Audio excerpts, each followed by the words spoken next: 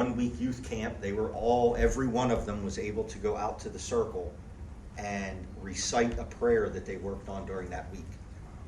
So that's a similar program that we're going to try to do here. The way that I see the class evolving is the first few we're going to work on how we can address each other coming in and out of the class, how we can address each other on the streets, and be comfortable doing it. That's the goal of the first couple classes. That nobody's kind of getting overwhelmed with it. I don't want to get into a tremendous amount of the grammar, though grammar's huge in the language. Using it productively is more important. There is a website out that is productive. It's not going to tell you how to talk Lenape. It's far from that. But it's if you Google search Lenape Talking Dictionary, it's a site that was put out by Bartlesville, Oklahoma about 9 years ago. And the guy who put it together was a white guy from Philadelphia who moved out to Oklahoma in about the 60s. And he lived with probably one of the most traditional families left out there. Both the husband and the wife were first generation Lenape speakers. But the material that he put into this talking dictionary is vocabulary taken from the conversations. So what we're going to learn to do using that dictionary is to be able to see what words they give us to build vocabulary, but we are going to learn how to change them into ways that we want to use them. So for example, you can go on there and look up, I will see you later, I will see you later. But what we're going to be able to do is break that word down and understand how to change it and say, I will see him later. I will see you all later. I will see them later, but not you. I will see you later, but not them. These are all possibilities in our language. Each and every word in our language can take up to 26 affixes. Okay? Anybody here speak other old world languages? Spanish, French, German. Okay? Any old, English is the dumbest language out there. It's a borrowed language, it's a loaned language, it's dumbed down for society. Okay? Old world languages are Spanish, French, High German, modern German to an extent, Peruvian, any of the indigenous languages are what they consider old world languages. Every one of them uses the same technique. You start with a root word and build off of that root word. Okay?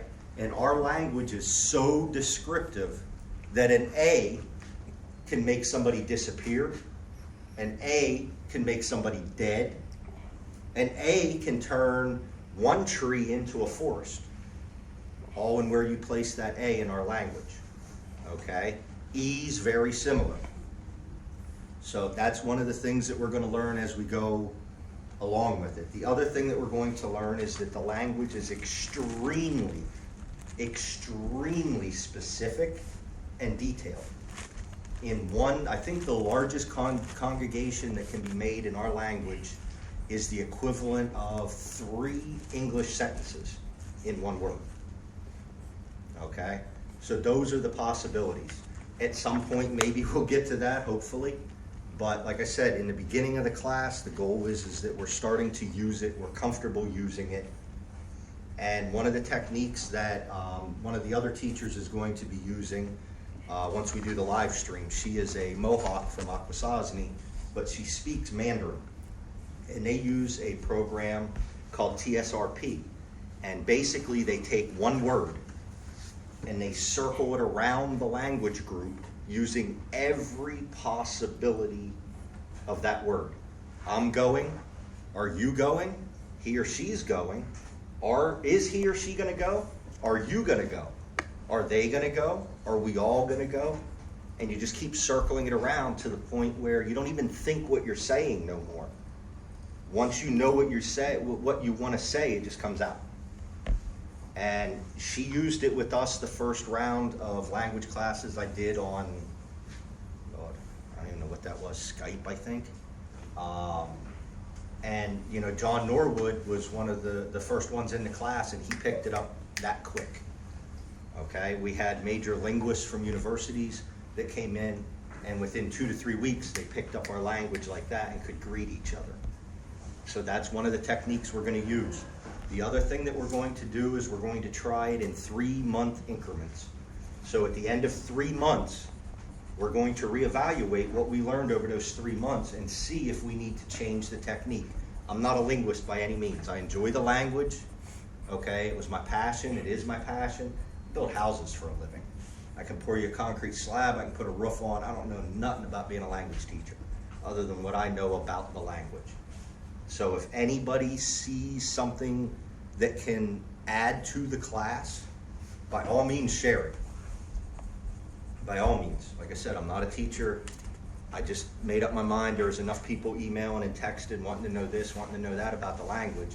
There was enough of an interest to come on down here and we share what we got. And like I said, at some point we'll go on to the website and we'll learn vocabulary together and how to change it. Okay? So with that, Leslie's going to take over the class. How you doing, Liz? Is there anybody else out there coming in? No? All right. So, I'm sure you have copies of this all the way back to your youth camp. DJ needs, there's top page and bottom page, 2 pages total. You've come in and BJ some, I think everybody else has. Sam, you got a copy?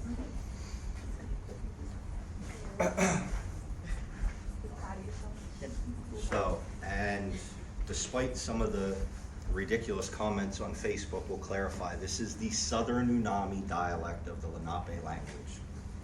Okay? There's 3 dialects that are considered Delaware or Lenape.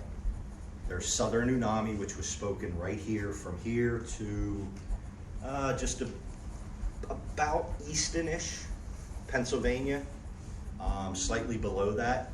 Below us was what they called the Unclatango language, which would have been the Nanticoke.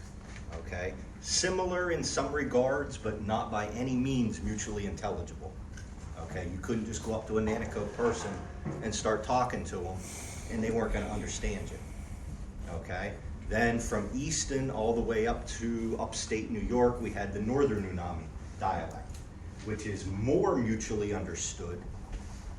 I think the last time we did a comparison, it's about 86% mutually intelligible. Okay? Then you have the Muncie dialect, which is from New York State all the way to probably central Canada, I'm guessing, is their highest point.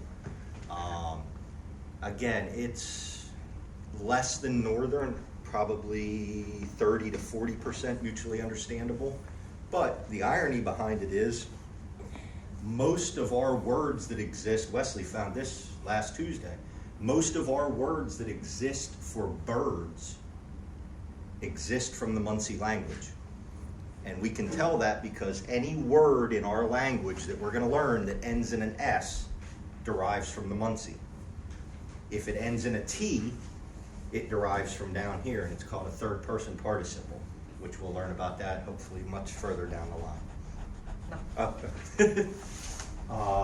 So just keep in the back of your mind, anything that ends in an S actually wasn't our word. It was a loan word from the Muncie. Now, the other thing that we're going to see as we start going through some of the word lists is that we borrowed words from the white folk. Okay? Hatemopil is obviously a Delaware-sounding automobile and not very creative. That was coined in 1967 in Oklahoma. Hutmil is another one. We didn't have oatmeal, okay? They didn't come up with anything creative, so they put a Delaware accent on the English word oatmeal. But then there's some other ones. Mokel is our word for a hammer. Mokel actually derives from a High German word, mokelem, which in German meant a hammer. Okay, so some of these are going back, early contact. Okay, Appalish is another one, obviously a loan word, deriving from the English apple. And we didn't have a word for apple, only because the only apples that were here prior to any kind of trade or commerce with other communities was the crab apple, okay? And to us, that was what they called a sour pit, okay? Because that's what it is. If you ever ate crab apples, they're edible. They'll help you move things along in the morning, and they're edible. But they definitely weren't the Red Delicious or the Granny Smiths or, you know, any of those ones that you'd go to the store and buy. Okay, so, but the flip side to that is English also stole some of our words. Tomahawk is a prime example. Okay, tomahawk actually derives from tama, which means to throw. I can say dominant, I threw it. Okay, hekin implies anything that's a tool. Okay, so literally tomahawk, or in our language would be tamahikin, means a throwing tool. And if you've been on the wrong end of one, that's exactly how it goes. They throw it and you catch it somewhere. Okay, so it went both ways. One of the presentations that we're going to do in the class is putting together word lists from different localities that use our language, and there's way more of them than what you can imagine. Alloway, for example, is one, derived from Alois, and we looked it up the other night. It meant more. Okay, and that would have been in the older Southern Unami dialect.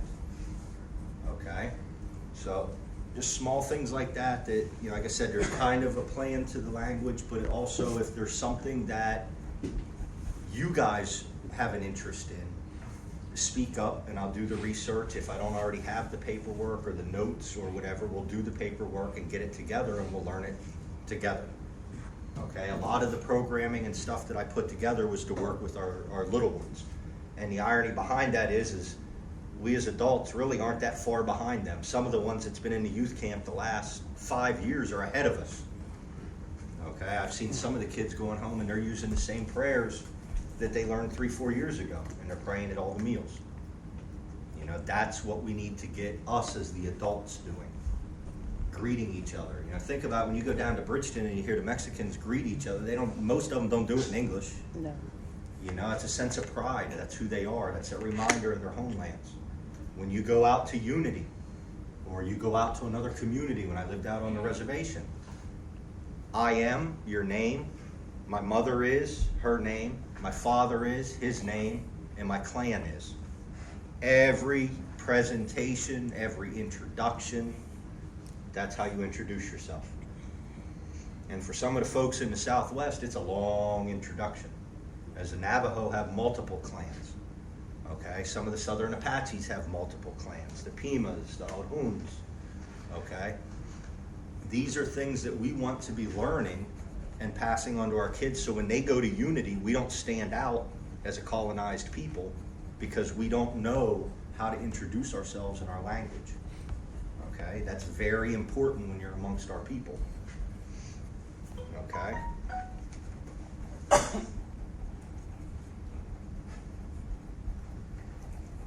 How old is the language? How old?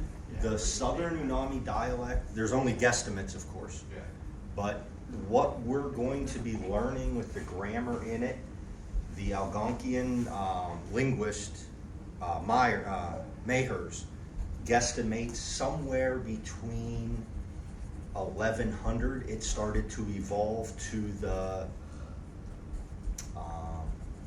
specificness that it is now. But prior to that, there's actually another dialect which is long since gone, called a trade jargon. Okay, and what that was basically Tarzan and Jane talk.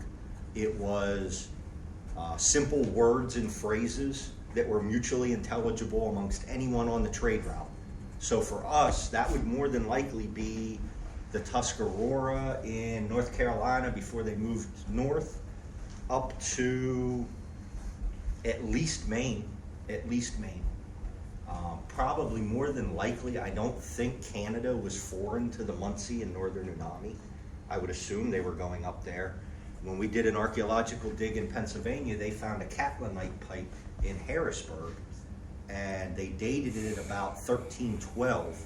And there's only one place in the world you can get Catlinite, and that's in Minnesota. So they were already trading in Minnesota in the 1300s. So it's been a heck of a journey, but they really, I don't see our people being that much different than we are now. If you wanted to go somewhere, you figured it out and got there, So on any of the stuff that we've talked about as far as, what dialect or the history of the language, is there any questions? Anything that I didn't cover? There is one idiocy that I've seen in a lot of the readings, and that is that our people were split up into turtle, turkey, and wolf based on geographical location. And I don't recall who it was. We talked about them the other night, but I don't remember. And it's absolutely, positively impossible based on our traditions, based on our language. That's the other importance to this language, is that it teaches us stuff in our culture that we either don't think about on a regular basis, or in some cases we might not know. Okay, and I'll give you two quick examples of that before we go into this. I see somebody else pulling in. In our language, we have nihil. Nihil means to kill. So I could say, nihilao, I killed him. Shot him, stabbed him, threw the tomahawk at him. But nihil also means to possess or to own something. Okay? And that's N-I-L, is a root word. So if you were to say nihilao, the ao determines it was an animate being at one point. Literally, I owned him. Okay? Or I killed him. Now, if you think about that, what that tells us is our ancestors didn't see a difference between owning something and breaking its spirit to take possession of it and killing something. Okay? That's that mindset that we interpret from that, because there's over 40,000 words in our language. Why, by all means, would you have to share a word if somebody at some point in history didn't have that thought? Okay? For the women, another example is kuhwikiniyi. Kuhwikiniyi means she can't cook. And it don't mean she's a bad cook. Okay? It means that she's on that it means that she's on that time of her of the month. She's on her moon time, and she's not allowed to touch food. Okay? And that's a cultural thing for many traditionalists. When women are on that time of of the month, they're stronger than anybody else around them. Okay? And it's not that it shouldn't hurt you, but it's not that it's bad. It's just that they have a different energy at that time. Okay? And that was something, that phrase has been found in our language going all the way back to 1796 and was documented by Champlain. Okay? So this isn't just oh wow, let's make this up and write it down and see how many idiots will follow it. These are historical, accurate, cultural phrases. Another prime example, we just went through 12 nights of it down back, is the Gamwin. Okay, the Gamwin is pretty easy to translate. It only took 4 books, because there is no one-to-one, word-to-word translation. None. It's the description of a ceremony. Okay, so in some, Wihunj is another one. Wihunj can't be broken down. It can't be pulled apart like much of our language can. It literally is translated as the Feast of the Dead, but it has the word has nothing to do with death in it, has nothing to do with feast in it. The understanding is only through the ceremony. Okay, and most of that ceremony, from my interpretation, came from the Nanticoke folks. Okay, they're the ones who taught us how to have that Wehunj. Okay, they honored their dead more so than the northern and southern Denami people and the Munsee people. Okay, they had an entire ceremony. They had multiple year ceremonies behind it that they shared with us, and then later on our people started doing it as well. Okay. So, those of you that just came in, did everybody get a copy? Thanks, Wes. So, one of the things that I want to go through is, and again, You know, it seems like this is very basic, but this is very basic stuff that when we come in from the gatherings, we come in here to the meetings, we're not using. We're still saying, hi, I'm Brett. You know, hi doesn't exist in our language, you know. So, you know, if you look at the notes that I gave you, broke them down in two different ways. You know, obviously English first. The second is the written Lenape. Now keep in mind, as you're writing this one, I went through and put all the pronunciation markers in for you, okay? However, when you're writing it, it doesn't get the little lines over the E's or the little dots over the E's. That's to make it easier for you to pronounce it.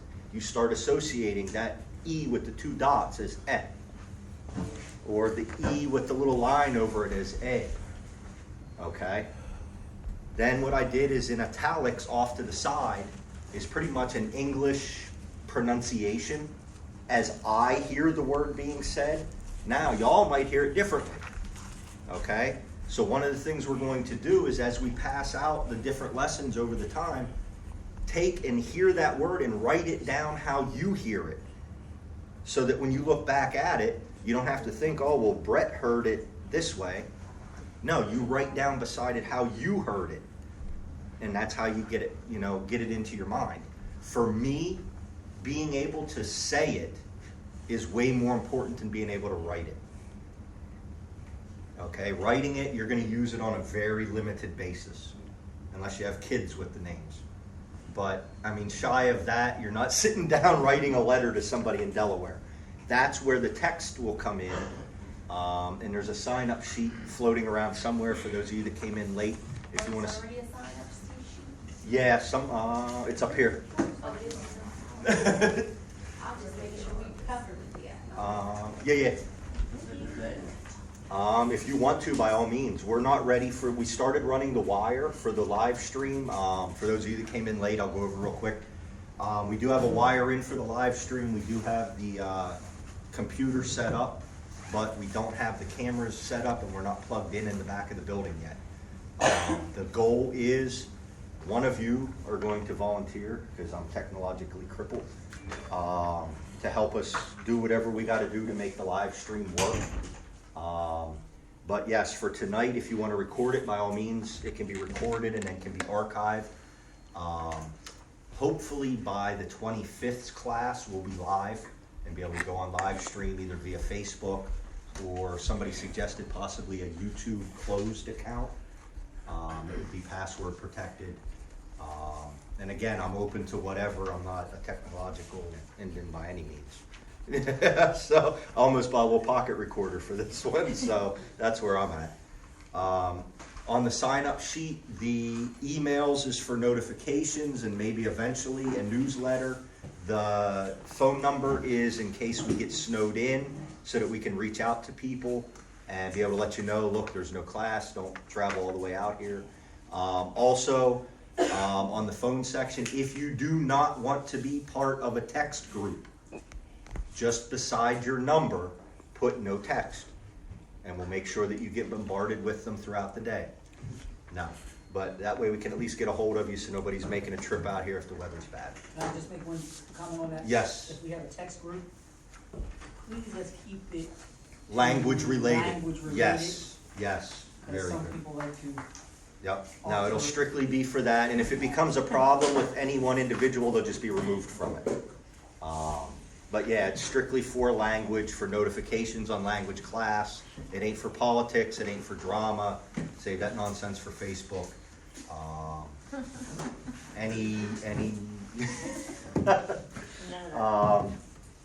Any links or stuff that you want to share, if it's language related, by all means, that's fine. If it's just Indian stuff or Indian drama, save it for Facebook. People get burned out on that quick.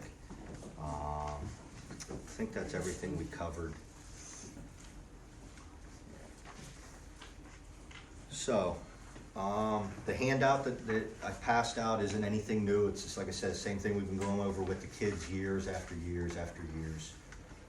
The goal is to start using it, okay? So I'm gonna go down through a couple of these. Most of you know some of them at least, okay? Obviously, hey, is our version of hello to a friend or to family. Okay? Now, the more formal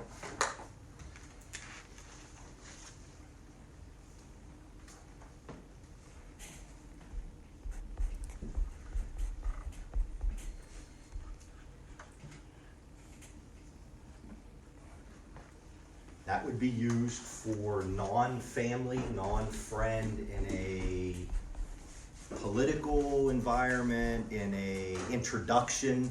We talked about unity. You would say koengomen, koengomen. That literally means I greet you. Okay, and that's the formal version. And we talked about the roots, which I don't want to get hung up too much in the grammar, but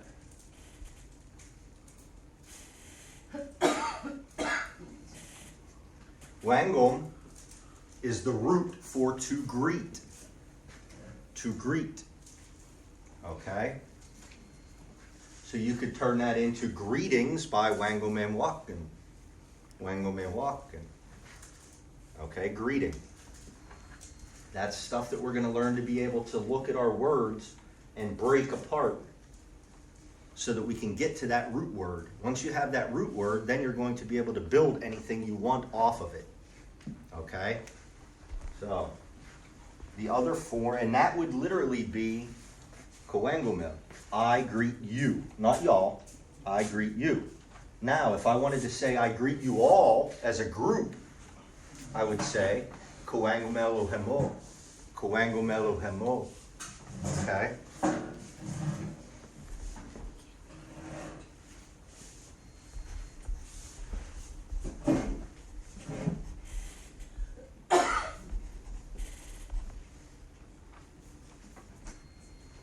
Koengomelu hamo.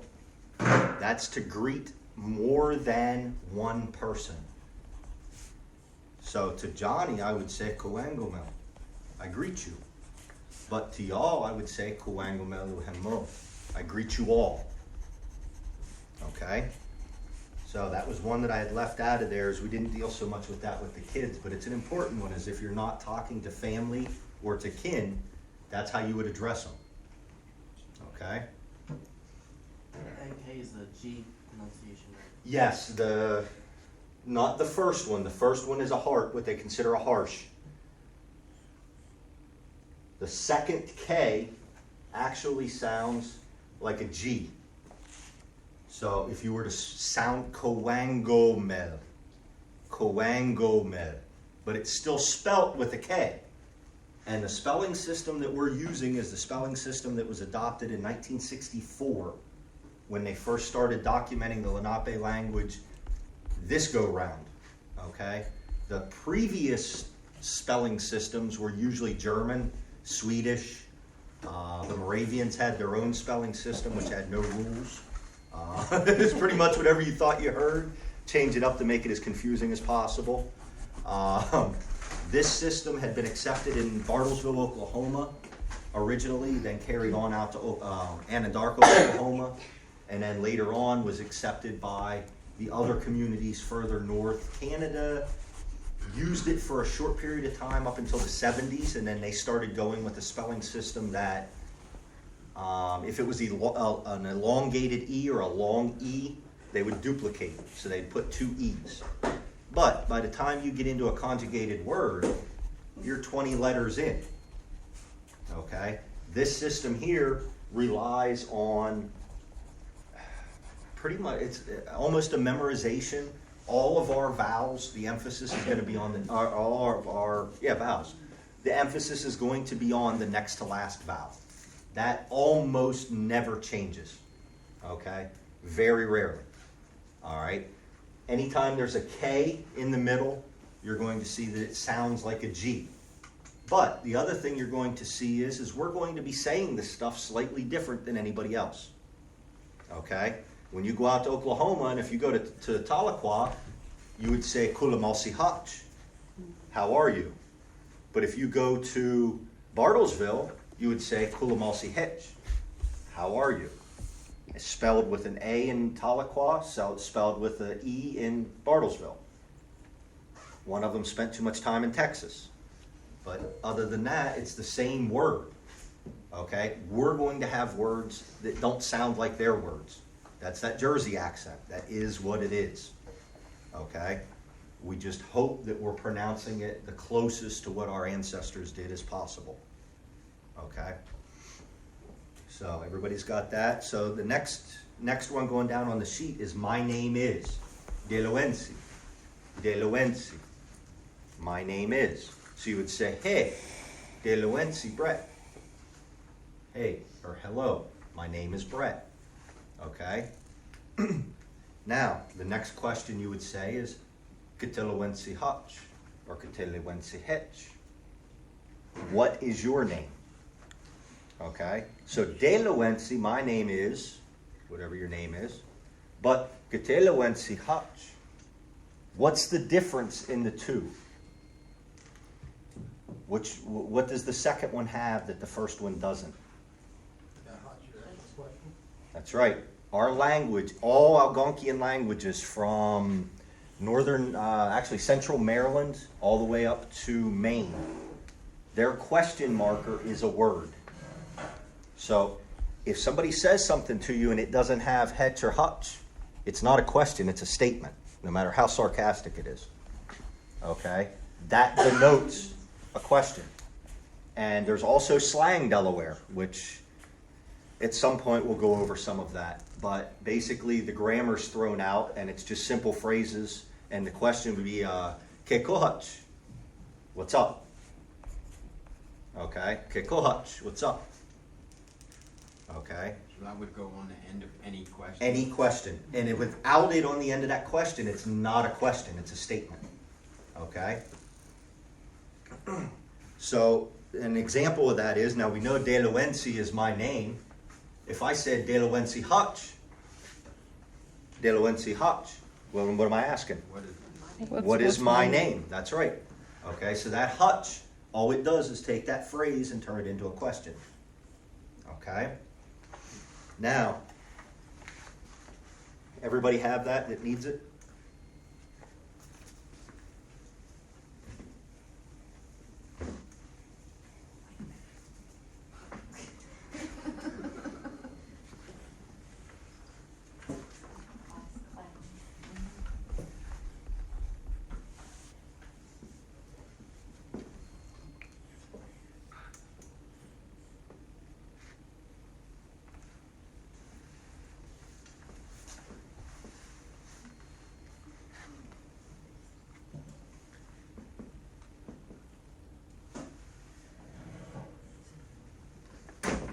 So we'll use the very basic ones. We talked about our language is comprised of root words.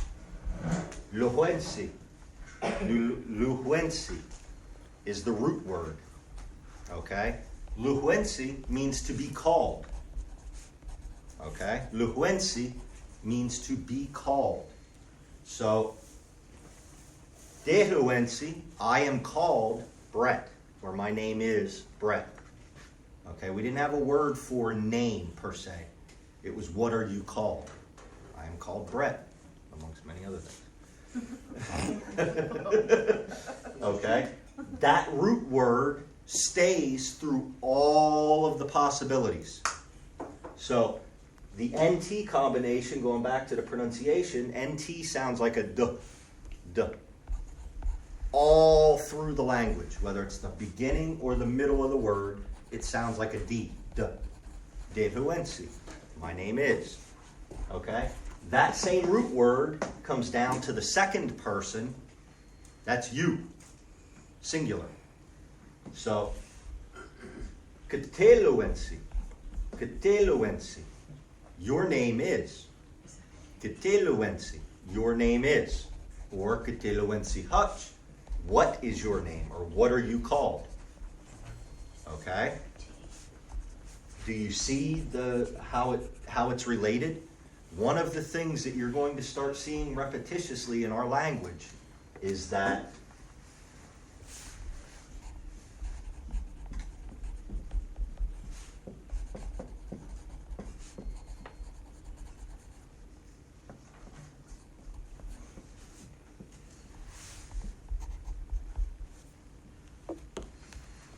Okay, N denotes a first person.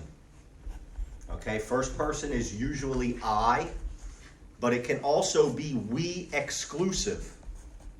Okay, and I don't think we'll get to that tonight. But so in short, in our language, there's I, you, he or she, which in our language, with the exception of a small handful of kinship terms, there's no separation between him or her. None. Only in kinship terms. Okay? A woman's mother has a different term than a man's mother. Okay? And we'll get into that when we start doing in kinship terms. Then you have we exclusive. Okay? And where that would apply is we over here, but not them over there. Okay? And it don't matter how many. Anything more than two people. Or we over here, but not y'all. Okay? Then we have we inclusive. Okay? We inclusive falls under the second person category because it literally means me, you, and everybody else here. Okay? Then you have the second person plural, which is y'all, but not me. All you guys, but not me. And then you have the third person, which is they, but not us. Okay? Everybody follow me? Those are the bare bones basics. There's other forms of each of those, but that's the bare bones basics that we'll be able to start using to start talking. As any conversation we have that we're going to be using in our language within the next couple months is going to fall into one of those categories. Okay? All the other ones is more in depth, you know. Them that were there then but not now. That's a whole separate designation. And it's only 2 letters. So Can you give that, an example of what you're trying to say with first person and second person there? well, dehuensi is my name, or I am called. That's Keteluensi, you are called. Now, the third person is a little funky, okay? Because the third person has approximately 37 rules that determine how it's used. It's the hardest by all means, okay? Most general roots can take on the su at the end. So here you have si, luensi. When it goes to the third person, this becomes su, luensu, luensu. His or her name is. Okay? Luensu. That's something that you're just going to have to get used to. That's one of the key roles in third person, is that the si, which is, in linguistic terms, that's an activator. Okay, so that means it's actively doing something. Okay? Patamasi, I'm praying. Patamasi, to be pray, the act of doing something. Praying. Okay? Patamasu. Patamasu, he or she is praying. Okay? So that's just something that, like I said, third person takes on the su. Now, there's also a mystical and magical W that goes on the third person. However, most times it's absorbed by the first letter. The only time it is not absorbed by the first letter is if the word begins with a T or an NT combination. Okay? That's the only times. So when we come to those, we'll discuss them. But for the most part, it doesn't exist. It's absorbed by the first letter, is the easiest thing to remember at this point. Okay? But after that, does everybody have those? Anybody still writing?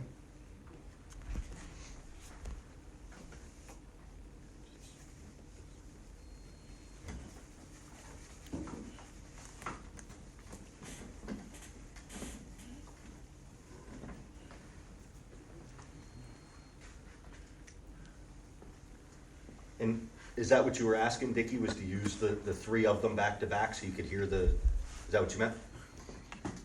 mm-hmm. That's been students.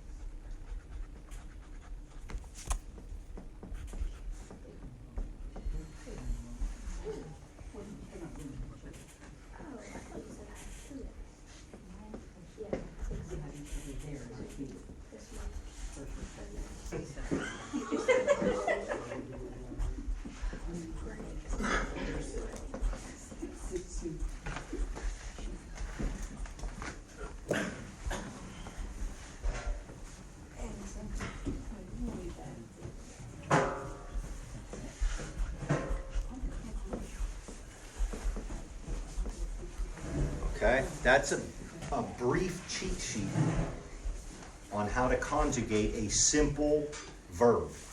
Okay, trust me, there's tons of rules that go with it, but these are the things that you would be looking for to find that root word. So we talked about the N being the first person. Okay, talked about the K being second person. Here's the hiding W off on the side that designates third person. Okay, it actually takes on a suffix instead of a prefix, which is oftentimes the SU from the SI. Okay. Now, we talked about us, but not them.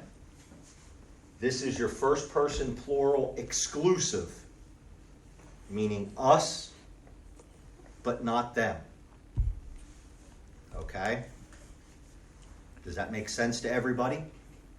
So an example of how that one could be used, you could say, let me see here.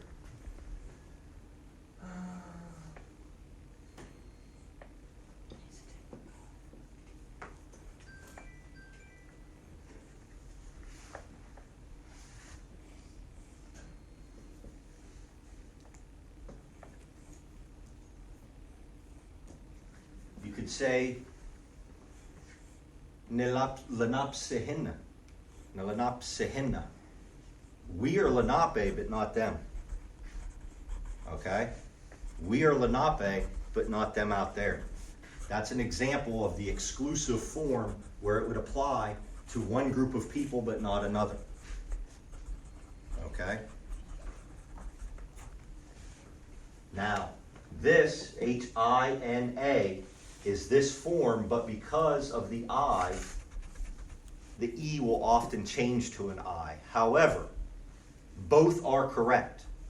It can be Nilanapsihena or Nilanapsihina.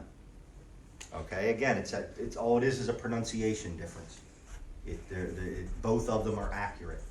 Okay, now the next one, and this, the reason I separated these are your prefixes. These are your suffixes. Prefix comes before the root word. Suffix comes after the root word. Okay? So now this one, okay, the same form, that's all of us. So in that case, we wouldn't say Kitilanapsihina, because not all them folks out there are Lenape. So you would say, they're not even that. Could say Kahwinsihina. Kahwinsihina. We are all people. We are all people. Okay? That's something that would apply to each and every individual. Okay, so we all are whatever. You know, if everybody's eating, you could say Kamitsihena. Kamitsihena. We're all eating. Or in this case, Kithitat ilan henna. Kithitat ilan henna. We're all learning. We are all learning. We're all in class. Okay, everybody. Now the next one, you have the K, and then that's an H. It's not Nemo. It's an H. Okay, that's you all, but not me. You all, but not me. Okay, so the speaker is excluded from the second person plural. Okay, it's speaking about a group, but not including themselves. Okay, then the third person is the plural of the third person singular up here, which is he or she. The plural is they. So it doesn't matter if they're male, if they're female, it's just they. Okay, so you could use this one. An example would be Luhensuhok. Luhensuhok. They are called, or their name is Luhensuhok. Their name is, and then whatever their name is. Or Luhensuhok Hutch. What are they called? What is their name? So any one of those, by adding the hetch or the hutch to the end of it, you turn it into a question as opposed to a statement. Okay? So, and again, these are notes that, you know, for some of you that are looking to do stuff on your own, they're going to be helpful. We are going to go over each and every one of these in class in detail. This is just something, since Dickie brought it up, I thought he was going to do some extra work and present the next. So I figured I'd give him the notes. And these are things that as we're doing the grammar and as we're doing new vocabulary, you'll start to be able to separate the root word out of everything else. Because as we talked about on the website that I gave y'all, okay, and for those that came in late, we talked a little bit about the Talk Lenape website, Lenape Talking Dictionary website. Many times you'll find a similar phrase to what you want to use, but it's not in the right tense. Okay? So knowing how to separate your root word from your prefix and your suffix will help you to be able to say whatever it is that you want to say in any tense. Okay?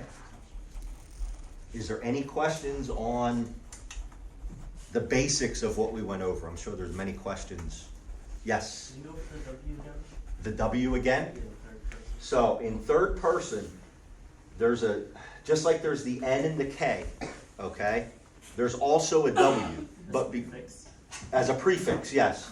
But what happens is most times, because our W is whispered, okay? Almost all of our W's, unless it precedes a K, or follows a K, is whispered. So it's absorbed by most of the letters, with the exception of N, NT, M I think is one. There's like 4 or 5 letters that it's not absorbed by. And when it makes a change, it makes a crazy change. And the only way that I found to learn it is for those handful of words that it makes crazy change to, is you just memorize those words. And it's usually in a third person speaking about a third person in a plural sense. For whatever reason, that seems to be the pattern of it. Okay, so it's not used that often. Other than that, I don't know why it did what it did. I know in the Abenaki language, it's there, it's written, but it's not spoken. Whether that was the case with ours, I don't know. So an example would be like, it's not talking about us, we're not included, but we're talking about another. Oh, no. As far as the tense, it's not talking about the speaker or the people here. Yeah. Yeah. So it's somebody absentive, they would call it, or not here. So like, I would say, I'm talking about Bartlesville, but it doesn't include anyone here. Yes. Yep. Or, well, in that case, you would use the plural, because you're talking about a group, Yeah. them. If you were just talking about one person, it would be this one, and that's he or she. Yep. Okay, any other questions on the order? And this is pretty much the order from ease to the hardest. Okay, as far as putting any kind of affix to a personal pronoun. Okay, there's also another program out there which I do not endorse by any means, that simply thinks that you can add NI to something and make it yours. That's not possible. You can't add KI to something and make it hers or yours. That's not possible. I think the other one that they come up with was adding a WI to something and making it his. It doesn't work that way. It's way more complex than that. That was a bastardization of our language that was done 8-9 years ago. A 5-page booklet that ended up with a 17-page review of it, correcting everything in the booklet and stuff that they probably didn't even put in the booklet but thought about putting in the booklet.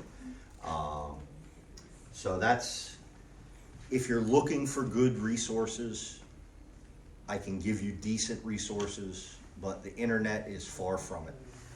There's a lot of language programs out there that are endorsed by makeshift tribes, misfits, whatever you want to call them.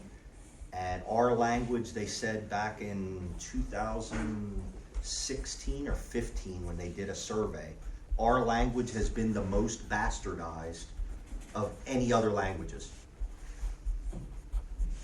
Okay, and that was one of the reasons why I was introduced to the community back then to start working with y'all on the language, was because I came pretty well referred by Lenape speakers and because I stood out against the ones that were bastardizing the language. Okay, so not everything on the internet is accurate. So if there's no other questions on the order of personal possession, we'll go back down. We've got the Kate Lowensi Hutch. What is your name? Okay, so Lowensu is what? Lowensu is third person, his or her name. So Lowensu Hutch. What is her name? Very good. So De Lowensi, my name is Kate Lowensi. Your name is Lowensu. His or her name is. Okay? And those are the three tenses that we're going to work on the most intensely for the first couple classes, because once we break up into groups and round table, those are the three that you're going to be able to use the most productively, I think. And like I said, we'll work on the other ones, but that's a more advanced class. And when we do that, we'll split up into sides. You know, put half the group over here, half the group over there, so that we can accurately do it. Okay? So the next phrase going down, kapahakwinaksi. Kapahakwinaksi. Literally, I have not seen you in a long time, or it has been a long time since I have seen you. Okay? Kapahakwinaksi. Now, this one most of us know. Nullamalsi. Nullamalsi. I am well, or literally, I feel good. Okay? Null is a variation of wul. Wul means good. Okay? So nullamalsi. Amalsi means feelings. Okay? Whether they're physical, spiritual, or emotional. Any of those can apply. Okay? So malsi is your root word. Malsi. Okay? So if nullamalsi means I am well, using this same formula, kullamalsi means nah, don't look at the cheat sheet. Very good. Corey got it. You feel well. Kullamalsi hutch would be do you feel well? Kullamalsi means you feel well. I already know you feel well. Okay? That being the case, wullamalsu. Wullamalsu. Using the same formula. Wullamalsu. He feels well. Very good, Mike. He feels well. Or she. He or she feels well. Wullamalsu hutch. Wullamalsu hutch. Do you feel well? Do they feel well? Or does he No. feel well? Does he feel well? Feel. Yep. Does he or she feel well? Wullamalsu hutch. Wullamalsu hutch. Do they feel well? Very good, Kamal. Do they feel well? Okay? So it all falls down to this initial footprint. They all fit into there. Okay? And our root word again is malsi. Now, everybody has the order of the personal possession?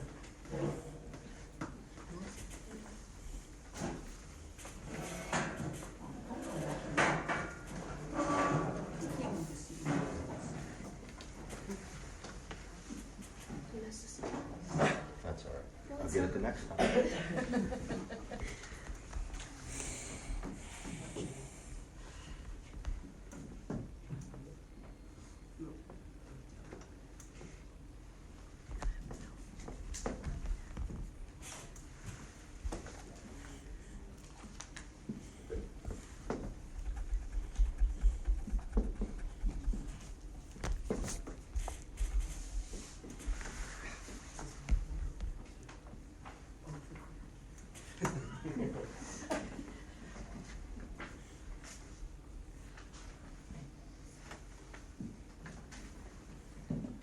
Okay, so we talked about with Lowensi that the SI is what they call an activator. Without that activator, it doesn't tell you that that's what's going on, that it's happening. Okay? That's what takes a root word and makes it either into an adjective or a verb. Without it, it's just a root word. Okay? So, wulamasi, okay? Wul means good. Good or well. Amal denotes feeling. Physical, emotional, or spiritual feeling. Okay? Si makes it active. Something is feeling. Okay? Something is feeling. It's active now. Without that, amalehuakan would be a feeling with no action. Just a noun, a feeling. Amalehuakan. That's a feeling. Or patamehuakan. Patam is pray. But without the activator, patam ehwakan. It's now a noun. It's a prayer. Okay? So again, just in those two examples, another one. Meat. Okay? Meat denotes the act of eating. But it's not active until you put the activator on it. You can say, meat se huakan is food.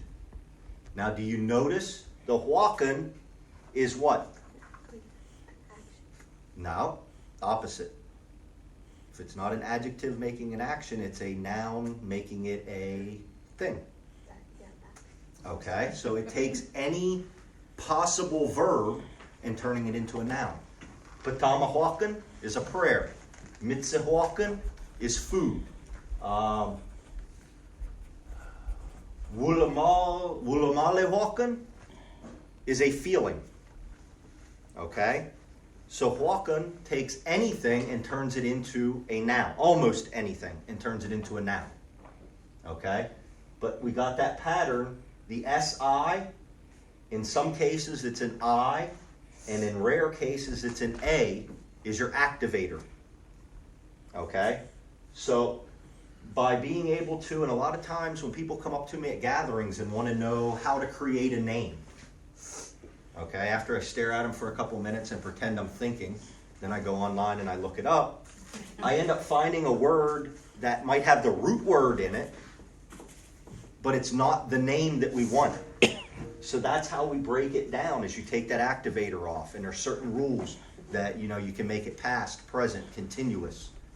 That's what we want to be able to learn in the class, is how to separate the words so that you can say exactly what it is you want to say. Okay? Now, wulamasi is to feel well. Nulamasi, I feel well. Kulamasi, you feel well. Wulamasu, he or she feels well. Then you can go down even further and you could say nulamasihinna. Nulamasihinna. We feel well, but we don't know about them. Okay, then you could say kulamasihinna. We all feel well. Or you could say kulamasihimo. Y'all feel well, but not me. Or you could say wulamasuhuak. They feel well, but not necessarily us. Okay, so each and every one of these vocabulary can be plugged into that initial footprint that we learned. Okay, and there's certain changes that take place the more complex it gets, but for the bare bones basics, that gets you saying what it is you want to say. Okay. Possible responses to that: I am sick. Balsi. Balsi. Balsi. I am sick. Okay, and we get that. The M in front of policy is actually an N, because it begins with a P, it changes. Okay?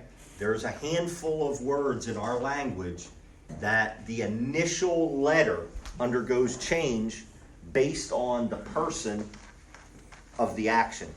And when we get to those, I actually went letter by letter by letter.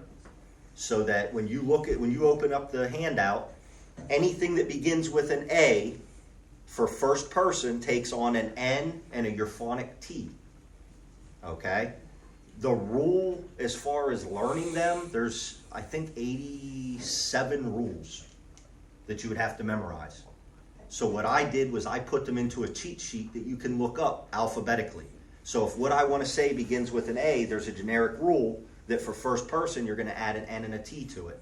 And that N and T combination is going to sound like what? Like a D. Very good.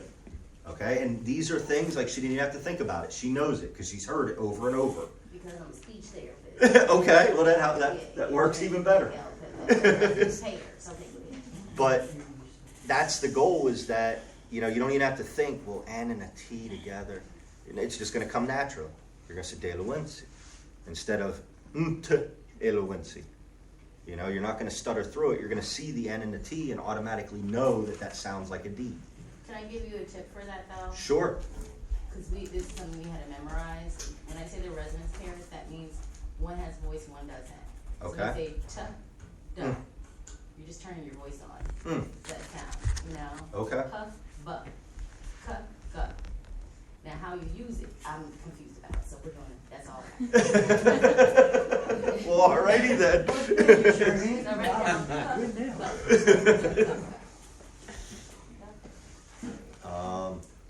So if balsi is I am sick, if I were to say to you, balsu, what am I saying?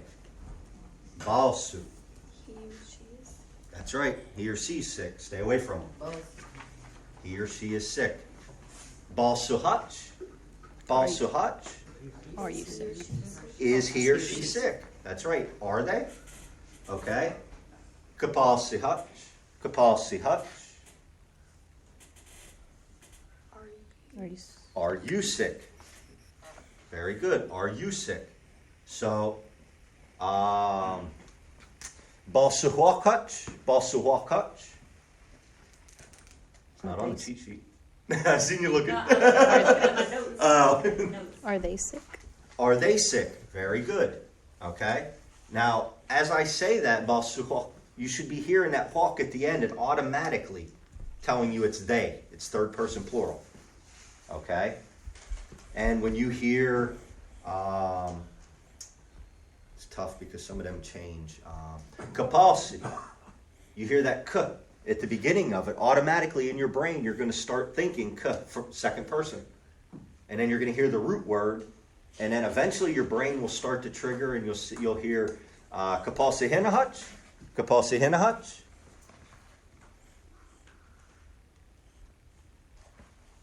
Kapalsi hinahach. Are we all sick? Okay, so your brain hears the k. Okay, it's second person. Then you hear your root word, bals. Then you hear your activator, e. But then there's an affix to the end of it. So now automatically your brain starts to think, is it henna or hemo? There's only two choices, henna or hemo. So that's where the memorization comes in, is that in second person, you're going to have a K in the beginning. And if it's henna, it's we all. If it's hemo, it's you all, but not me. Okay, and that's what you got to train your mind to pick apart, is those affixes. And again, there's only, N, when you hear the N sound or the D sound, automatically your brain should trigger and say, okay, it's first person. Then you listen for that activator. That activator will separate anything after it. Okay, if that helps, that makes that separation that, okay, that's the end of the phrase. You might not know the phrase, but that's the end of the phrase. If anything comes after it, hinna comes after it, now it's we all but not them. Okay, because there's only one other possibility. Okay, is it making sense? Do you see the pattern of how it transfers over into the different personal pronouns? Okay, then the next one, Nihwilana, nihwilana. I have a headache. Nihwilana. So if you have nihwilana, and we know that n is first person, I, and we know that the is an activator from patama, what's your root word?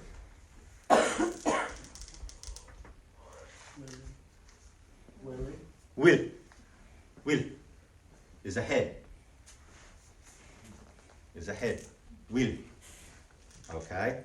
So, nahwilana, I have a headache. Kahwilana hutch. Kahwilana hutch. Do you have a headache? Very good, Kaylin. Do you have a headache? Willanu? Willanu? Willanu? Keep in mind, listen for the vowel. Not necessarily the su, but listen for the vowel, because the S can be dropped. Third person. Willanu. He or she has a headache. Okay? Willanu hutch. Willanu hutch. Does he or she have a headache? Why does the S get dropped again, though?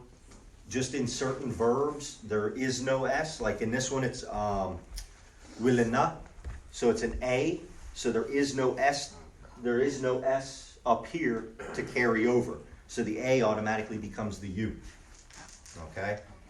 Generically, the U is the most common third-person activator, but there's also exceptions to that rule as well. Okay? There's nothing in our language that's die-hard set in stone without rules that can supersede it. Okay? It's a basic outline, and that's part of the reason why a lot of the material that's out there, the historic material, is so hard to choke through, is because A, it was written by usually a non-native, okay? B, they wrote what they heard, and C, how good of the source was it that they wrote what they heard from? Were they a first-generation speaker? Were they second-generation speaker? Had they only heard it in their household? You know, if they were to come and interview some of us, boy, they'd be in for a real book, because, you know, none of us grew up in a household where it was first-generation spoken. So what they would hear us saying is nowhere near what they would have heard, you know, 400, 500, 600 years ago from somebody that's the only language they ever heard. Okay? So, it's 10 after 8. If anybody wants to take a smoke break, get something to drink, I would say take maybe 10, 15 minutes top of northern and southern. It's accurate though, it's very accurate. And what you will see in there, now they did a longer version of the spelling, they did more of a Muncie spelling, the Moravians did. But what you'll see is you'll be able to start seeing what we're talking about here in that. The root words are the same. It's their affixes that they usually elongated, because by the time you get to the affix, that's where your emphasis is. That's often where the E's are doubled up. There's double U's, double O's. I don't think they ever doubled no, there's no long I's. Yeah, U's, O's, and E's were usually what was duplicated. So, and I think this is the way we'll do the class pretty much regularly. I'll take a break at about the hour mark for the smokers and those that just want to get up and move around. So the goal is that when we come in next week, next class on the 25th, the next class, okay, what I want to do is those couple phrases that we did, I want to go around and, you know, I will greet Camilla. Camilla will greet me back, ask how I'm doing, tell me her name, okay? Then she will turn to Johnny and do it to Johnny. Ask him how he's doing, tell her name. Johnny will turn and do it to Aunt Edie. And go all the way around so that you guys are getting familiar with using it on a regular basis. Okay? That's why we're starting out very, very, very basic, is so that we can be using it more and more regularly. And hopefully, you don't even have to think what to say or what to respond. It'll come out. Okay? Once we get to that point, the next thing that we want to start working on, and I know I talked to Wesley about a project I want him to do, but Stevie, I talked to him, he skipped out tonight and went all the way down south. But I want to be able to open the class with at least a bare bones basic prayer in our language. And then once we get that, we will go over vocabulary for the next person to add something to it. We don't want the prayer, we want a prayer. And granted, our folks didn't normally recite prayers. It was you spoke, what was on your heart. But in order to be able to speak what's on your heart, we're going to have to work with some kind of a foundation. And that's what we did with the kids. We gave them a bare bones basic and a handful of vocabulary. Let them work it out. Then they would come to me with what they had, and it was pretty impressive because they got it pretty close. Made some minor adjustments, and then every day for the week, they would recite that prayer over and over again. Okay? That's how I want to start doing the classes. We'll open with a prayer, but I want it to be in our language. Okay? So if that's something that anybody has a specific interest in doing, by all means, pull some stuff together that you want to say. If you know some of the words for what you want to say, once you've got a footprint of what you want to offer as the prayer, then we can sit down and I'll work with you to critique it and fine-tune it. Okay?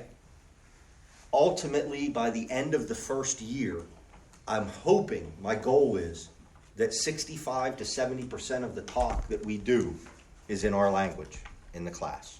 That's the goal. I don't believe in full immersion. I sat through one up on Akwesasne. I sat through one at Tom Porter's community. And it's pretty much you either sink or swim. There's no in-between. It's overwhelming. Pretty much I would have come in and given you everything that I done said tonight in our language. A, I'm not cut out for that. And B, I don't see the productivity in doing it when you don't know what I'm saying. You're guessing. And that's how a lot of the miscommunication and misunderstanding of our language has happened. We as humans can barely understand each other. There's already enough miscommunication in English. So to try to do it in a whole nother language, I don't agree with the immersion system. But this is kind of a stepping stone toward an immersion program. Okay? So, looking back at these and the rules that we covered before we took the break. Okay? Papi is to play. Bapi, I'm playing. Kapapi, you are playing. Papu, no. He or she. Ooh. He or she is playing. Okay, singular. Papuhua would be they are playing. Okay? Bapihinna. Are you playing? No. Bapihinna. We, exclusive, are playing. Kapapihinna. We all are playing. Okay? Okay. Yeah. Now, that's another one that it undergoes the goofy change. The first letter is a P. The N attaching to the P makes it sound like a B. Bapi. Okay? And again, those are just things that they are. There's no memorization of why. We just got to accept that they are. Okay? Mitzi. Okay? Now, nimitzi, I'm eating. Or actually, nimitzep, I ate in the past. Was just eating. Ku nimitzi, I'm not eating now, though. Okay, that's how specific it is. So nimitzi is I am eating. Right here, now, at this time, I am eating. Okay? Kamitsi hach. Kamitsi hach. Very good. Are you eating? Kamitsi hach. Kamitsi hach. Are you eating? Kamitsi. You're eating. Okay? That's the difference. The hach makes it a question. That's the only difference in that phrase. Mitsu. Mitsu. He or she is eating. Mitsuhok. They are eating. They are eating. Mitsuhok. They are eating. Nimitsihin. Nimitsihin. We exclusively are eating, but not them. We are eating. Kamitsihana. Nope. We are all eating. Yep, we are all eating. Kamitsihamo. They are eating, not me. They are eating, but not me. Very good. Very good. Kamitsihamo hach. Kamitsihamo hach. Are they eating? No. Are you all Are you all eating? eating? Are you all eating? Okay. Kamitsihamo, you all are eating, but not me. Kamitsihamo hach. Are you all eating? Okay, so that hach, all that does, and it does not ever change the stress on the phrase before it. Okay, it's a completely independent word. Okay? Yep. Question, so if we wanted to make that, I was asking seriously, but if we want to make that a command, like, to kids, eat, Mm-hmm. would you say kamitsi? You eat, So and it's all in how you say it. okay, that's how, okay. Yep. It's all. Now there's certain ones. Chitkwesi, shut up. Chitkwesi, shut up. Okay. There is no polite version of it. Okay. When Mark had me translate his name literally translates to "shut up, red tail." That's because there is no word for quiet. There is no word for be quiet. If you were being told to be quiet, it was because you were being an ass, and they would tell you to shut up. So, okay, chitkwesi. But yeah, it's more how it's said determines if it's a command or not, for the most part. I mean, there might be a few exceptions that I'm not thinking of, but most of them, it's all just like English in your voice. Okay. And usually, if you're saying you are doing anything, most times it would be a command, not just an observation, because who you're telling already knows what they're doing, usually. Yeah, so it's all in how you say it. Patama is another one. Patama means to pray. Okay, because it begins with a P, what did we say transpired with Papi for first person? Very good, a B. So, Batama, I'm praying. Batama, I'm praying. Kapatama hutch. Kapatama hutch. Are you praying? Patamu walk, hutch. Patamu walk, hutch. Are they praying? Very good. Very good. So you see that pattern. Okay? That's when your brain's automatically associating the affixes with what tense they're in. And that's what we need to do. That's how you're going to memorize it. Not just looking at a word list, hearing it and associating it with something. Okay?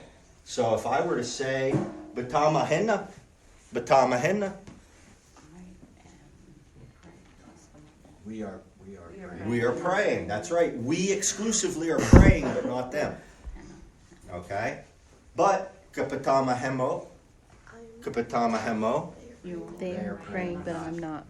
y'all are praying, Not me. but not me. Y'all are praying, but not me. Anything that ends, well, the affix is a K. The prefix is a K. The affix is a H-E-M-O, hemo. That is y'all, but not me. That's the easiest way to remember it. It's who I'm speaking to, but not including myself. Okay? That was actually, when I went to the Moravian Archives in Bethlehem to do my research down in the basements, that was the most predominantly used conjugate in the entire archive of languages. because every time that one of our folks would go up and give a presentation, they separated themselves from the people they were talking to. It was a very distinct, and it's a very Indian way of speaking. When you're speaking to non-natives, they always separated themselves.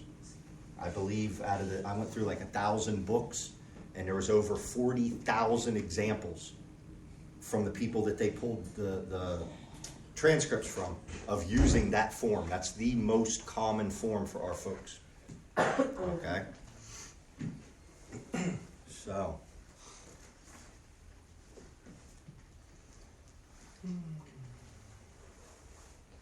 Kato semwe hach, kato semwe hach. Kato semwe hach. Kato semwe hach. Don't look. Kato semwe hach. Hach is a question, so it's second person is the K. Are you thirsty? Kato semwe hach. Not to semwe. Not to semwe. And First person. first person. I'm thirsty. I'm thirsty. Not to semwe. I'm thirsty. Got to semwe? Hutch. Are you thirsty? Not to semwe. I'm thirsty. Okay. Now, katu semu. Katu semu. He or she thirsty. He or she is thirsty. Okay? So it carries with every verb that same pattern. Same pattern. Kimikintam. Kimikintam. Kimikintam. You are doing something. Kimikintam hutch. Kimikintam hutch. What are you doing? What are you doing? Namikindam. I'm doing something. Nothing in specific. I'm busy. Namikindam. I can only imagine. No. I pronounce it differently. Oh. That's all I was. I was like, wait, I knew that was something different, and I'm like, oh crap. So using that same, okay, that actually goes with the next handout, which I will send with y'all for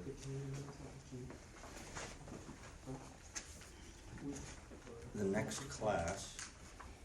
So, and my suggestion is to hang on to these, because they're actually, if you notice at the bottom, they're paged. By the time you're done, you will have the same book that we will be selling in the third year to generate funds to complete the third year. So for everybody that's in class, you will already have the book. Yeah, would you? Thank you.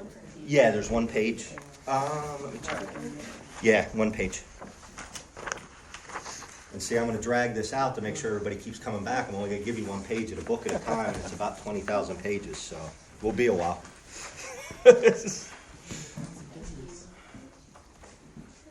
So, on the left-hand side of the page that I just hand out is the exact same notes that I went over earlier. Okay? The difference is I let you explain them to me as I wrote them. Now you have a fresh copy to take with you. Okay? If you look at that chart on the left side of the paper, it tells you person, 1. Go across, N is your prefix. Same thing we discussed up here. Person 2, or second person. Your prefix is the K.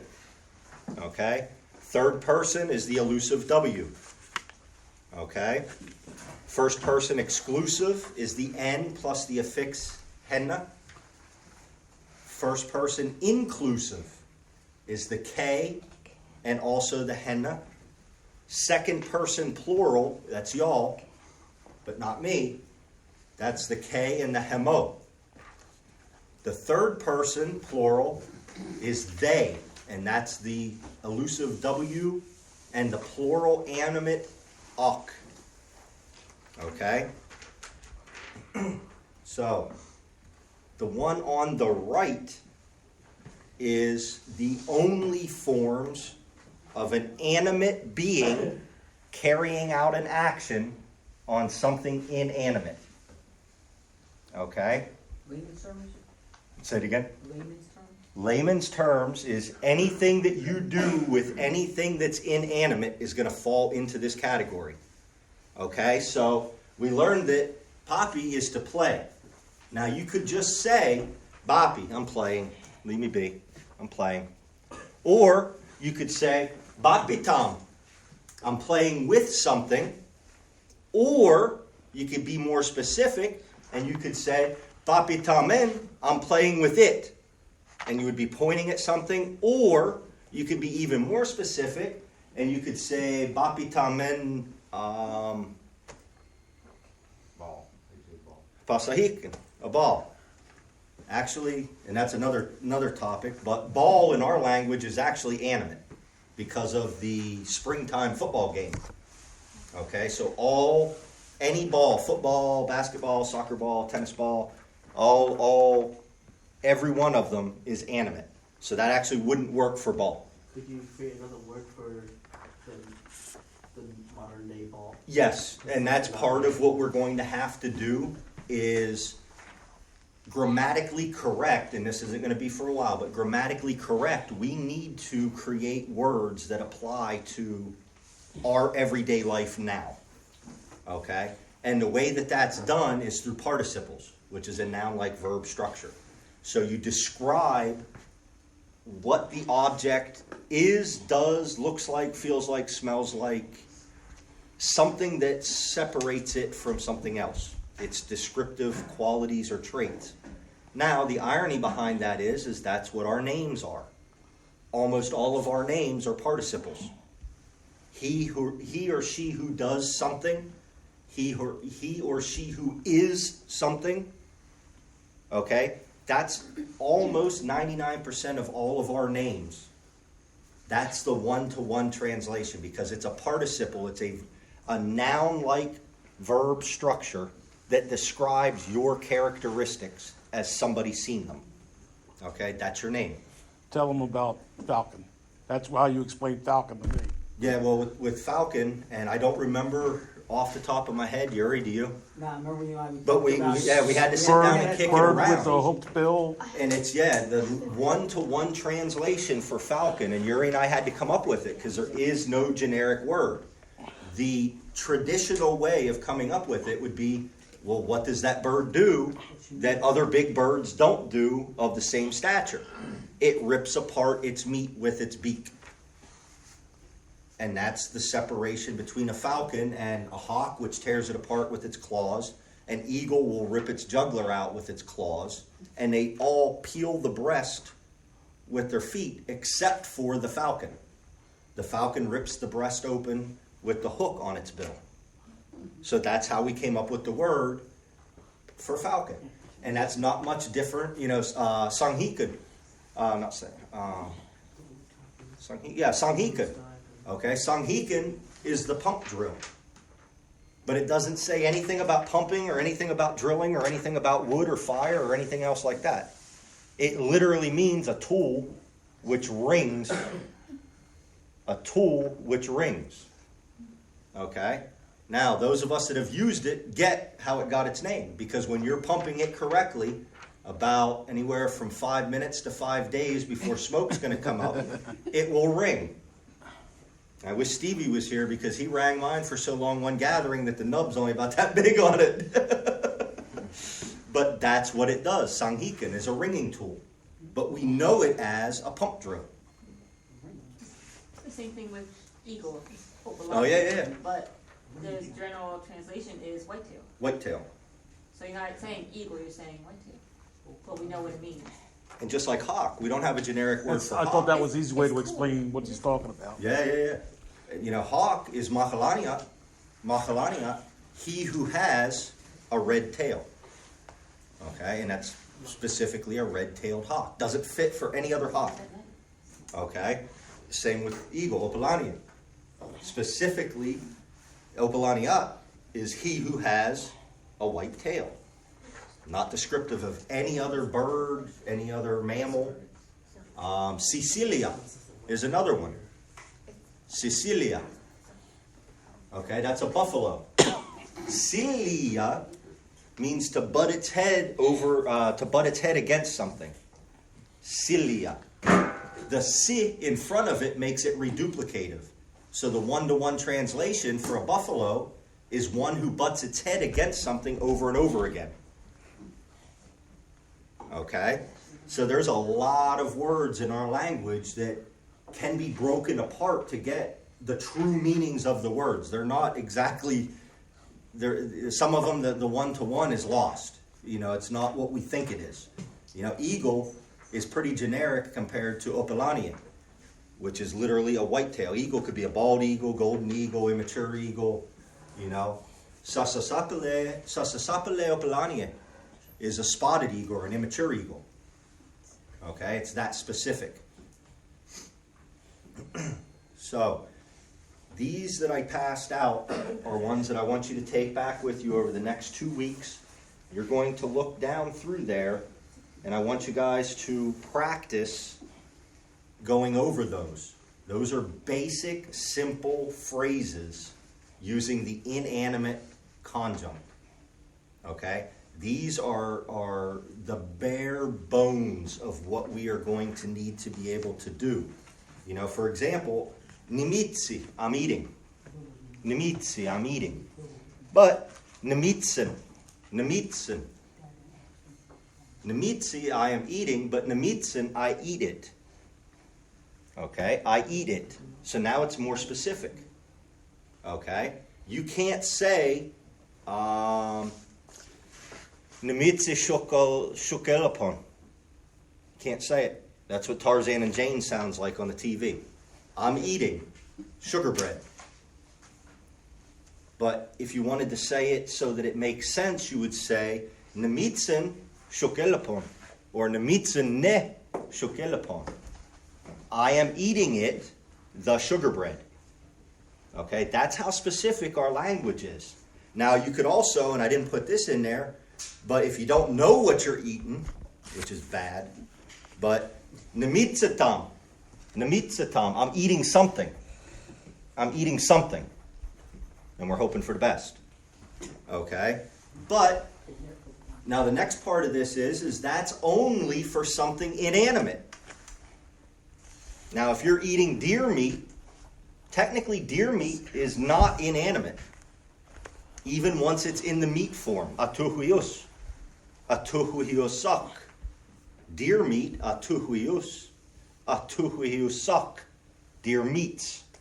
Okay, the AK ending tells us that we still believe it's alive even after we've gutted it, skinned it, and cooked it. Because it still maintains that part of the spirit in the animal that we're now eating. Kasquim is another one. Corn. Kasquim. Corn is never dead in our language. Ever.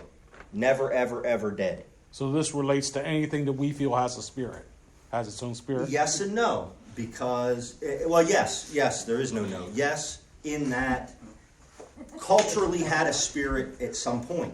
Amhonis is a spoon. Amhonisok is spoons. Why? Do you see a spoon as being animate? Depending on what it's made of, I don't know. That's it. It used to be a mussel shell. The mussel shell was animate. Okay? Well, I ain't figured that one out yet. That's the one there always has to be an exception. That's the one. But there's going to be a lot of things in our language that don't fit white culture as being animate or inanimate. It just is. There's other things in our language that we as a community need to make a decision on. As when you go to certain communities, the drum is listed as inanimate in their community. But everywhere on Turtle Island that I've ever been, it's animate within the community. It's the heartbeat of the community. And most of the other languages, it's listed as being an animate being in their language. So these are things that's community determined. Or in some cases, individual determined. You know, whether it's animate or whether it's not. Okay, and there's some that we just got to make a decision on how we want to plural. Because when it's pluralized is when you're really going to notice it. You know, basically the pluralization for anything inanimate is an A. That's all you got to add on is an A. Anything that's animate is ach, A-K. Okay? So when you're looking at nouns, that's the easiest way to determine if they're animate or inanimate, is the ending on them. Either it's A or AK. AK is always animate and goes right back to that third person. A is either inanimate, or there's a few examples where it's absentive, meaning it's not here, present, now. It's deceased, or it's missing and not known where. Okay? But again, those are more complex lessons of the language. That's stuff that we're not going to be using in each and every day conversation. But it can be that specific. You know, and one of the things that happened when they started revitalizing the language out west is they actually lost a lot of their grammar out there.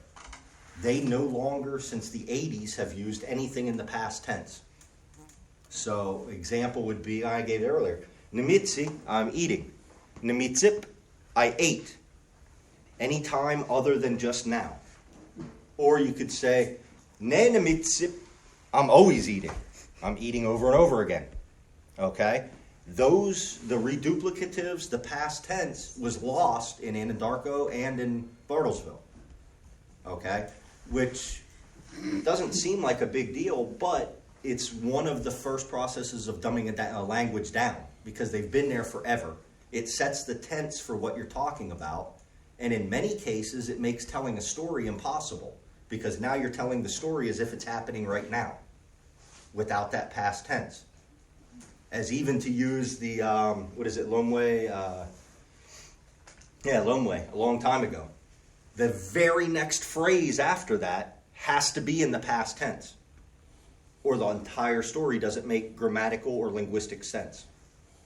So that was my focus on getting each and every part of the grammar back to what it was the first time they documented it, or as close as we possibly can. All right. So, is there any questions, reasonable questions on the stuff that we covered tonight? Is there anything that people would like to see differently? Is it going too fast, too slow? Any input? I told you I'm a house builder. I'm not a linguist. So, Dickie, anything you want to add? No, I've seen your houses, so. Well, thank you. Wesley, anything you see that we could do differently or input? I would just say, from a class perspective, just, there's no dumb questions. If you have a question, there's a good chance somebody else has that exact same question. Yep. And the nice part about this setting is that we can ask those questions and we can go over it, and until we get it right, until somebody can understand it, because this is fun, it's going to be God's fun in here to learn this language. Try to bring it back, but don't be shy to ask questions. Yep. That's something I can stress. A lot of times I'll ask questions, even if I know the answer or know it, I'll ask a question, just hopefully that other people will have that same question. Yep. And that reaffirmation that, you think you know it, but that gives you that little, I was right, or that person sitting beside you that doesn't want to ask it, now they don't have to. So there ain't no dumb questions. There ain't no, I'm not a teacher by any means, man. I'm just here to push it along the best I can, I have one thing, because I know me, and you could say it to me like 5 or 6 times, but until I practice speaking it, I'm not going to get it. Y'all two already know, because I still can't pronounce my own name. They try to write it. Piscasi. I really can't say it. I'm not even going to try right now. But if we could say things as a group, that way we just get used to saying it. It's not singled out. Cool. That'll probably.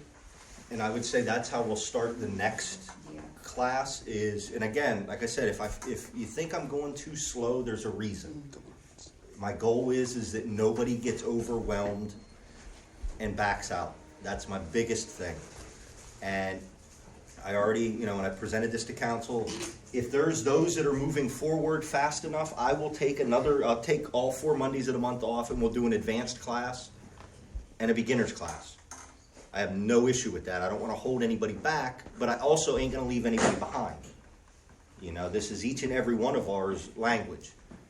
But yeah, I'm thinking the next class, exactly that. I will say it, y'all say it back to me.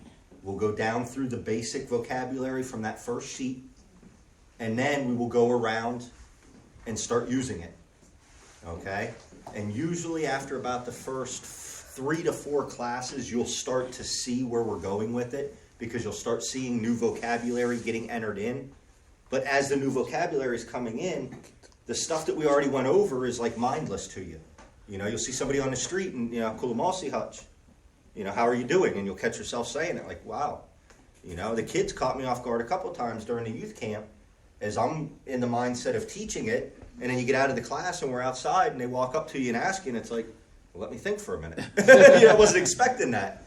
And that's what you want. That's where we want to be with this. So yeah, that's my 2 cents with it. Like I said, y'all are welcome to send me texts or emails with your thoughts, opinions, suggestions. We're open to whatever, works is my goal. Try to, even if you're using it almost incorrectly, just try to Still use use the it. words Yep. That's the fear. in an everyday, in an everyday But setting. if you use it incorrectly and you're using it, when you get corrected on it, you're already using it. So then it's just a minor tweak to how you're saying it, as opposed to being afraid to say it, and then it's a whole new word. And one of the things I think I'll speed up in the class is I'm hoping by next week I'll get you guys a vocabulary list. What I did when I was first starting out with this, crazy as it sounds, little flashcards, and I'd put them all over the house. And, a door, a wall, a picture. Yeah, because now you're seeing it every day. You're associating, even if you don't say it out loud, every time you see that word and you see what it is, it's getting embedded into your mind. Okay? And we actually did it here years ago, I think, for one of the youth camps, one of my first ones. We went around, we labeled door jamb, wall, picture, kitchen, bathroom, fridge, everything. And then the kids, as they would go around, had to ask to go into that area by the name. And by the end of the week, they didn't even have to look at the place card no more. It was just embedded into their mind. Everybody knew with one pet was a bathroom. And especially if you didn't let them go in until they said it, eventually they get it. Or there's a wet spot. But either way, it worked out. Our Spanish teacher, she wouldn't let us use it unless we asked her in Spanish. Yeah. Yep. So that's something, though, that I do have. I just got to pull it out. But I did like a shopping list so that you can go through like coffee, milk, sugar, bread, cookies, whatever. The other one I did was like household areas, kitchen, bathroom, living room, house. And I'll get those out to you. And like I said, get some cheap index cards, write it out on them, and just put them up with a little bit of tape. And believe me, it'll make a world of difference seeing it each and every day as you walk by it. All right. So that's about it. Looks like it's almost 9. Is everybody good with the layout of doing like about an hour-ish, taking a break and then coming in, wrapping up with the last like 45 or so? Not too much? Good? Cool. I have for no, Mata is no or not. Yep. Ku is the no often used in phrasing. So mata is also bad. No, not, and also sits in as bad or not good. But ku is and ku, ku, not xu. Xu denotes future. But ku would be, let me think. I would say ku namitsi. I'm not eating. Okay. Now, anytime you use ku, and there's a whole lesson on the negative, so we'll still be going over this many times. but anytime you use ku as no in a phrase, the direct actor behind it takes on a reduplicative I. So in short, what that means is, whatever you're saying no to, the next part of the sentence has to take on who is not doing something. So it's got to take on that personal pronoun, and then the action. Okay? And with that, the action has to take on a negative marker. And in our language, the negative marker is WI, and in many, many, many cases, the W is lost, and it's just I. So, ku nimitsi. Now we know nimitsi is I'm eating. So, ku nimitsi, no, I am eating, not, is the one-to-one of it. Or, ku bapi. Ku bapi. I'm not playing. Very good. And the I at the end is the very last final affix that goes on to any phrase if it's going to be attached. So it will always be either an I or a WI at the end of any word. Okay?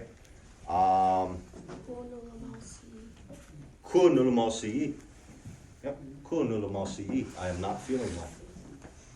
Or kulamasi. You can also use it without the no. You can use that negative marker without no, and it still means negative. So, kulamasi, you're not feeling well. Or, ku nulamasi, the emphasis. No, I'm really not feeling well. Or, kehela ku kulamasi, truly, no, you're not feeling well. Okay, any other questions, complaints, gripes? I think here, I think on like the talking dictionary, I think they refer to mata as being archaic. Yeah, it's not used. yeah. And substitute by ku. No, you know, never delete, never. We keep everything we can. There's so much missing. It's just not used as much. But now it's definitely, it's still a just like what did we say earlier, Wes? Alawi means more. It's an archaic form, but it's still a form. And especially when you're dealing in names, okay, 90% of the name is getting it accurate. And for those of you that got your names when I really first started this, I apologize, but no, they're accurate. But having multiple ways of saying the same thing when it comes to using names can make a name flow much better. So yeah, we don't never, just because it's archaic, it might not get used each and every day. You still keep it, and we still teach it and still remember it. You know, for nothing else, for those reasons. It's like well and good. Yeah. Different ways to say it. Yep. Oh, well, Nora Thompson Bean, who was probably one of the last first-generation speakers out in Oklahoma, gave an interview in Indiana University. And I was reading it the other night, and she says, I don't really understand the English language that well. She says they were talking about a spring. And she says they've got a spring that's a little piece of coiled up metal, a spring that you get water out of. It's a season, and I can spring out of my seat, and it's all the same word. He says, we don't talk like that. And that's all she says, because each one of those would have a completely independent, separate word in our language that has no association with the other. It's that descriptive. Anything else? Everybody good? All right. If you know somebody that was going to be here tonight and couldn't for whatever reason, share your notes with them so that next week we're not moving tremendous leaps ahead, but they still get the same notes. Everybody's on the same page. Like I said, eventually, probably within the next couple classes, we'll start a text. Did you say next week or is it the week after? I keep saying next week, but it's the 25th. Yeah, it's every other week. Okay.